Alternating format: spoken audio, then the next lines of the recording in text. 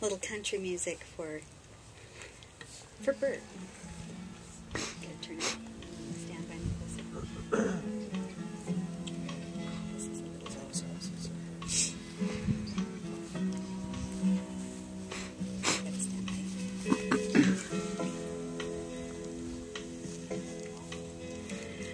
Grandpa,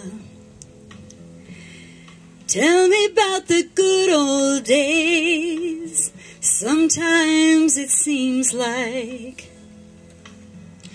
the world's gone crazy. And Grandpa,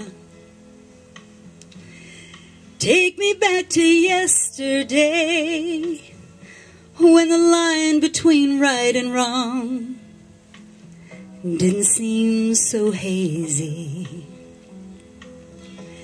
Did lovers really fall in love to stay and stand beside each other come what may? Was a promise really something people kept, not just something they would say and then forget? Was daddies really kneel their head and pray, and daddies really never go away? Whoa, whoa, Grandpa, tell me about the good old days.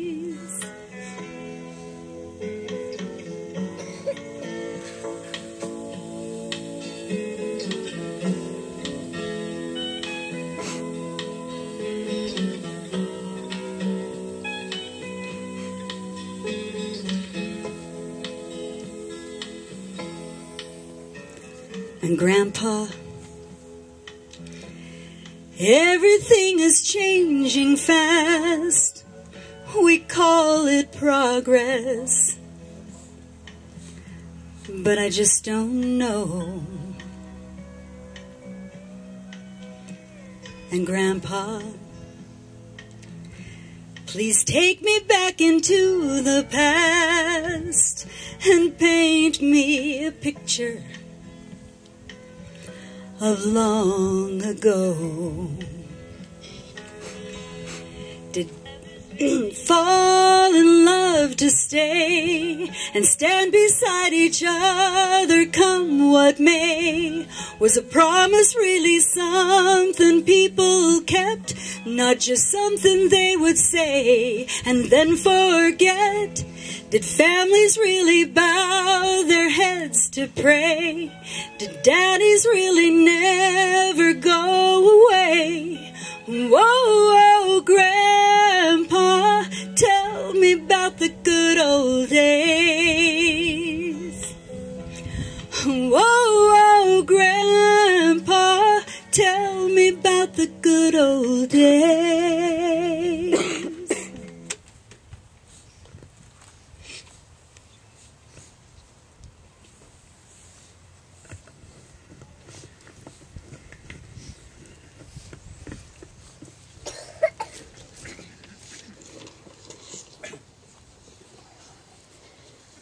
Well, I feel very humbled to have been asked to say a few words here today, because these two are just down-to-earth good people. And I think they've lived in Price about, 18 years when they moved out onto Fawcett Lane. And we've been kind of a close-knit group that live out there. We have all kinds of things happen to us with water and mosquitoes and everything else, but it's been a pleasure to be there and to work with Bert and Ada. He's been such a hard worker all of his life, and if you wanted to know a good garden, you ought to go there when he was physically able to take care of it. But I think he remembers back when President Kimball asked us to fix up, paint up, do without if we need to, and plant and harvest a garden. And I think he took that to heart.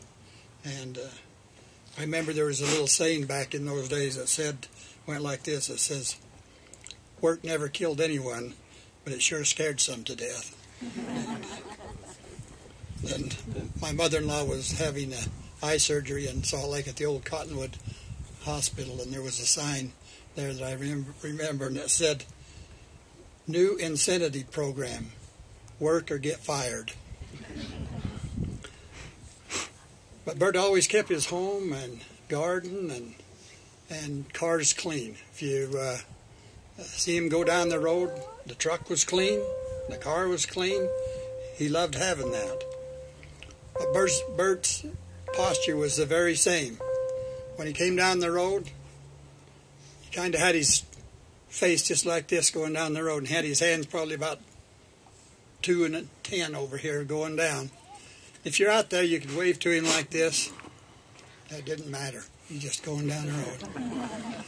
When Ada was with him, you'd wave, she'd wave back. Bert, he's still the same. You wouldn't know whether he was mad at you or Ada. I'd rather have taken it for me. I guess we'll never know the things that he did for Elsie Gaylord. They were so good to her for so many years. And Elsie is one that could get pretty demanding at times.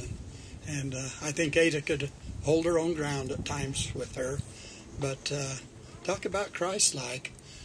Those two were just so willing to give. In the Book of Mormon, in the book of Jacob, he tells us that husbands, love your wives and your children.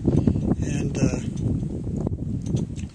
Bert and Ada certainly did that with 3 boys and a wonderful daughter.